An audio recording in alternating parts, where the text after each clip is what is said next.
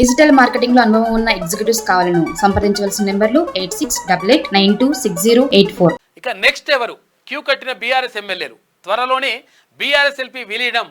ఇప్పటికే 5 ఎమ్మెల్యేలు కాంగ్రెస్ గూటికి 2-3 రోజుల్లో 26 మంది ఎమ్మెల్యేలు జంపు. నమ్మినోళ్లే ముందు దూకుతుండ్రు, అడ్డం పడినా ఆగట్లే. కాగ చూపిన దారిలోనే కాంగ్రెస్ పార్టీకి మారేందుకు కేసీఆర్ అహంకారపూరిత ధోరణే కారణమని చెప్పేసి ఒక ప్రత్యేక కథనం వేసింది శనార్థి తెలంగాణ దినపత్రిక. నెక్స్ట్ ఎవరిగా, ఎందుకంటే సీనియర్ లీడర్లు అంతా వచ్చేసారు. యాక్చువల్గా పోచారం శ్రీనివాస్ రెడ్డి ఆయనకు కేసీఆర్కి అత్యంత సన్నిహితుడుగా ఉన్నాడు. ఆయన వచ్చేసిండు. తర్వాత కేకే గారు వచ్చేసిండ్రు.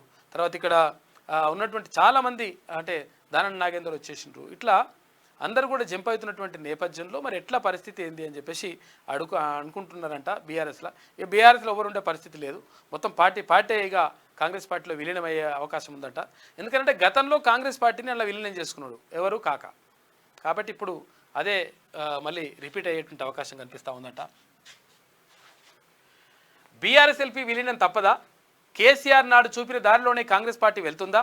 త్వరలోనే కారు పార్టీ ఖాళీ అవ్వడం ఖాయమేనా అంటే తెలంగాణలో రాజకీయ పరిస్థితులు చూస్తే అవుననే సమాధానం వినిపిస్తుంది. ఒకప్పుడు తెలంగాణ రాజకీయాల్లో ప్రతిపక్షాలను లేకుండా చేయాలని కుట్రలు పన్నిన కేసీఆర్కు నేడు అదే గట్టి పట్టిందని చెప్పాలి. ఇక కండ్ల ముందే నమ్ముకున్నోళ్ళంతా హ్యాండ్ ఇచ్చి కాంగ్రెస్ పార్టీలోకి జంపు చేస్తుండడం అటు కేసీఆర్ను అటు బీఆర్ఎస్ను ఉక్కిరి బిక్కిరి చేస్తుంది. ఇప్పటికే 5 కారు పార్టీ ఎమ్మెల్యేలు కాంగ్రెస్ ఖాతాలో చేరిపోయారు.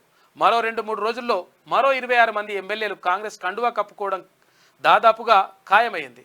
దీంతో తెలంగాణ శాసనసభలో బీఆర్ఎస్ ఎల్పీ విలీనం కానుంది. అయితే వరుసగా పోచారం శ్రీనివాసరెడ్డి, సంజయ్ కుమార్లు కాంగ్రెస్ కండువా కప్పుకోవడంతో నెక్స్ట్ ఎవరనే చర్చ పెద్ద ఎత్తున సాగుతుంది. ఇదిలా ఉంటే బీఆర్ఎస్ ఎమ్మెల్యేలు కాంగ్రెస్లో చేరడం వెనుక రేవంత్ సర్కార్ తీసుకొచ్చిన సంక్షేమ పథకాలు, పాలన తీరును చూసి ఒక ఎత్తు అయితే కేసీఆర్ దురహంకారము మరో కారణమనే చర్చ లేకపోలేదు.